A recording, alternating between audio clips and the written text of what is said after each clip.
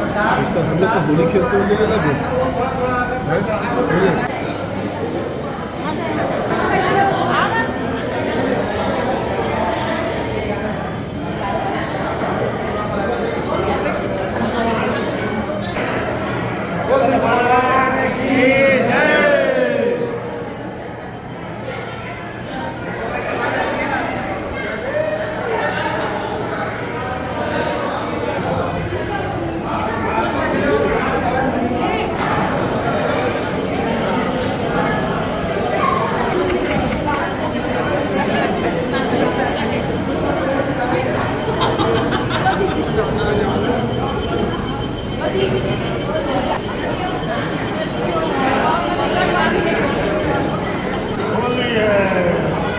होली के बाद जो दूज पड़ती है उसमें कास्ट परिवार कास्ट लोगों को विशेषता भाई दूज का पर्व मनाते हैं।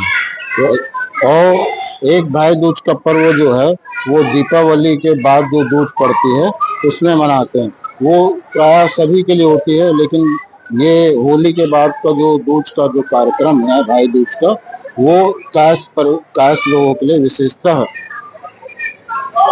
इसमें क्या कार्यक्रम रखा गया है? चित्रगुप्त जी का पूजा, महापूजा, आरती वगैरह हुई और उसके बाद में चित्रगुप्त जी के साथ में फूलों से होली खेली गई और सामाजिक बंधुओं के द्वारा एक दूसरे को टीका लगा करके जो है होली मिलन का कार्यक्रम को भी संपन्न किया गया।